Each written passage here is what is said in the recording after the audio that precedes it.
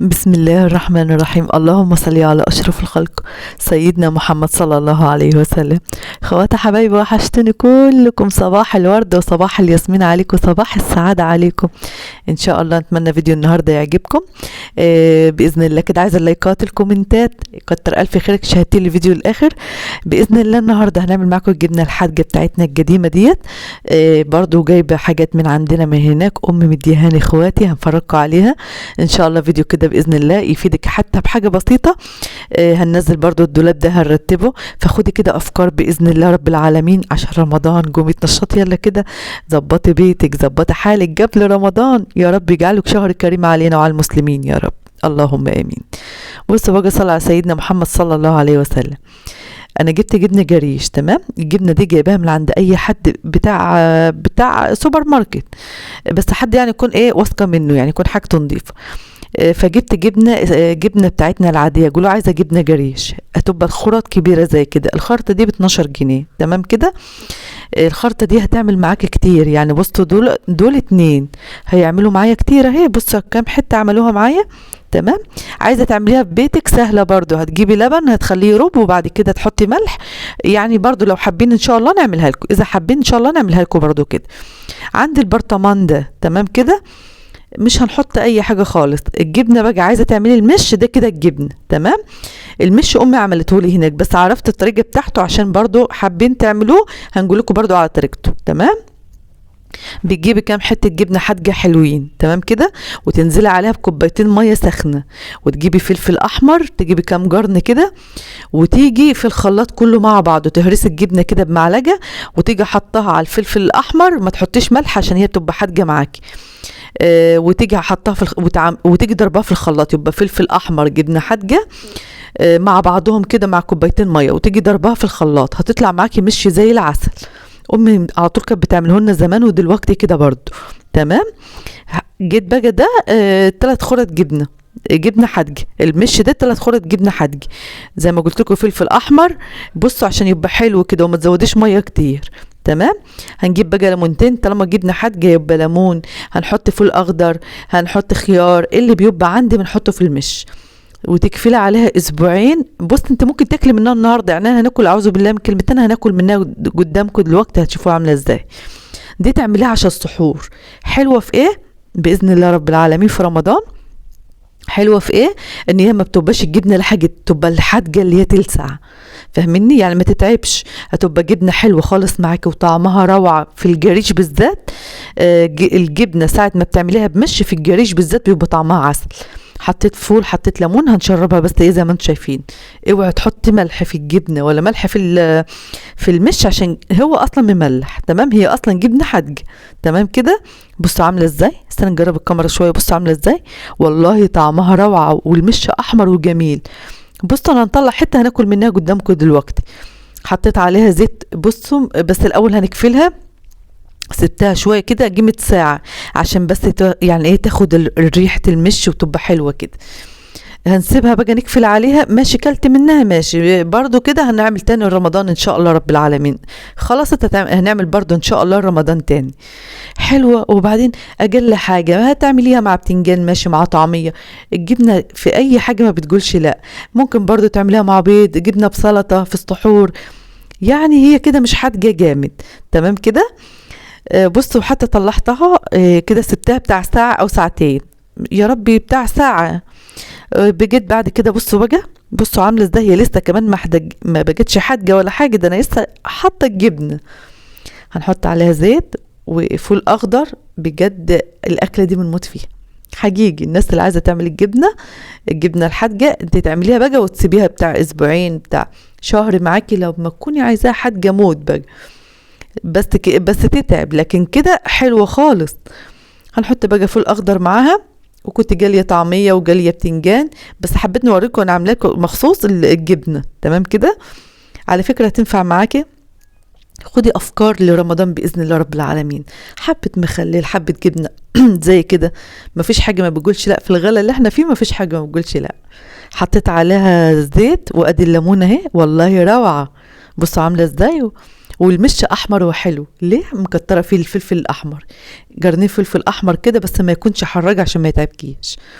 وشوفي بقى قشر اسفندي عندك حطي، شوفي بقى عندك خيار حطي. انا ما كانش عندي قشر اسفندي، بس حطيت ليمون وحطيت فول اخضر. بجد الاكله دي حلوه لما تكون في رمضان في السحور مع طبق فول، مع بيض، مع زبادي. لا حلوه حلوه يعني. دخلت بقى الاوضه، تعال نفرجكم بقى ايه الحاجه اللي امي كانت مديهاني وهي واخواتي، ربنا يحفظهم يا رب.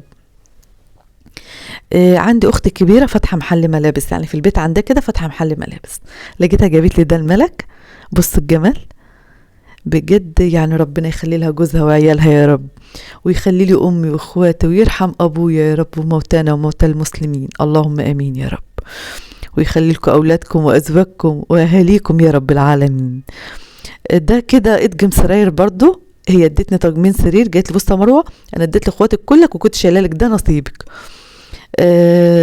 ده طقمين مع بعض بتوع اطفال، تمام. هي مدياني طقمين ليا، يعني هما كيسين فيهم 4، يعتبر كل كيس فيه 2. سرير اطفال بصوا عامل ازاي، وقماشته روعه.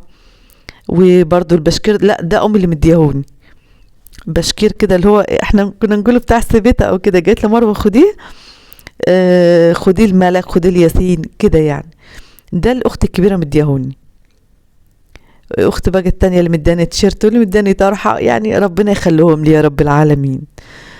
بصوا الرسمه جميله خالص. هي في دعاء اختي واخده منه اللبني، وبرضه اختي التانية واخده منه الاصفر، نفس الطقم ده نفس النكشه دي اصفر، بس حلو خالص. يعني ربنا يخلي لها اولادها يا رب.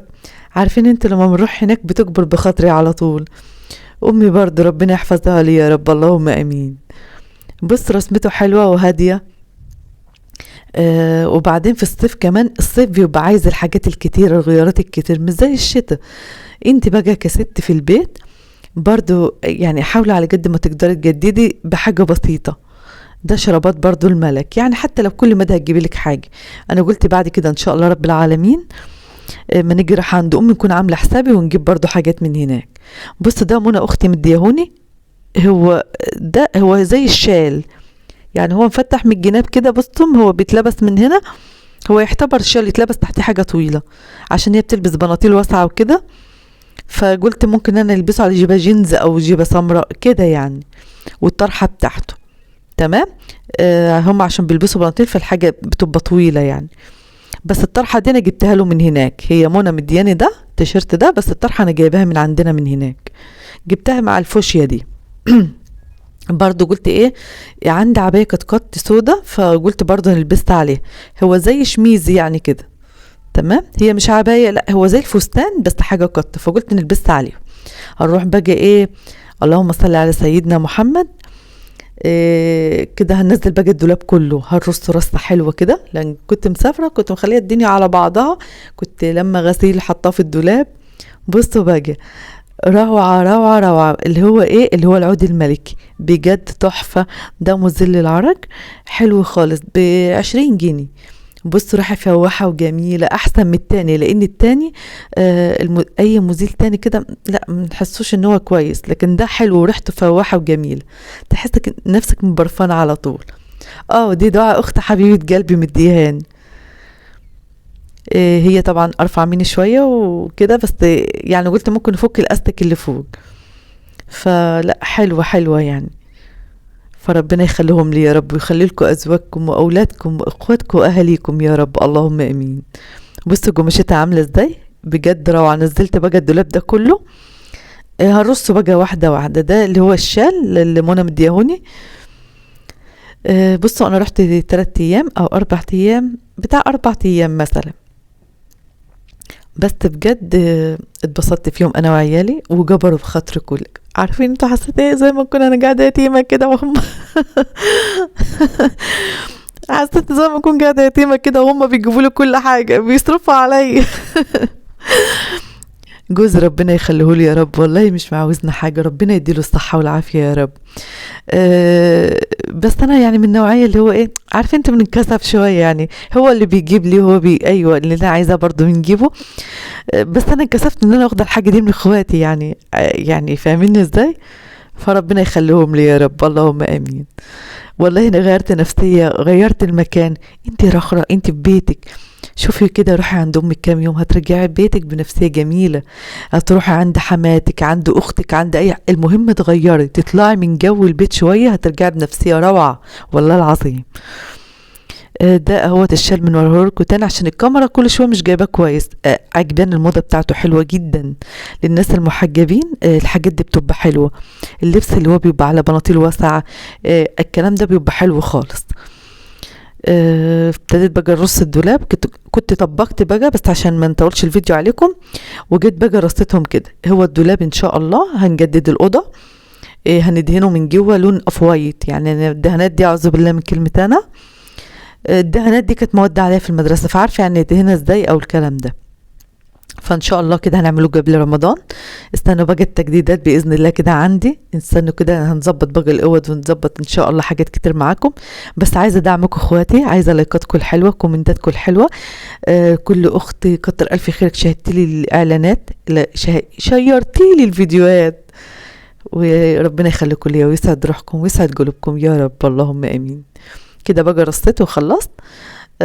الحمد لله، نعم وفضل من عند ربنا. انا من النوعيه اللي بنقول لك الحمد يا رب، اهم حاجه الستر والصحه بس، وكل حاجه مقدور عليها بعد كده. فده كده كانت رصتي فيه، بس ان شاء الله كده هنظبط فيه الدولاب نفسه من جوه، عايز كده يتاخد لون، وهنجيب حاجات نفرشها في الارضيه ان شاء الله يا رب. قولوا لي برضو ايه رايكم في الكومنتات. وده برضو العود الملكي اللي بنقول لكم عليه، بجد حلو خالص. وقولوا برضو ايه رأيكم في الكومنتات، يعني ان شاء الله كده نعمل الدولاب افوايت، ولا مثلا نخليه زي ما هو ونفرشه حاجة، زي ما انتوا عارفين الدنيا غالية وكده يعني. فقولوا لي برضو ايه رأيكم، هل ندهنه ولا نخليه من جوه كده ونفرش ورق مثلا تحتيه، حاجة تكون منظر حلو كده. طبعا انتوا اخواتي والمراية بتاعتي.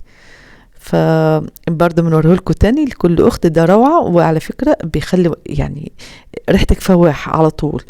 وهنا بقى بنجيب حلجان اللي هي اكسسوارات.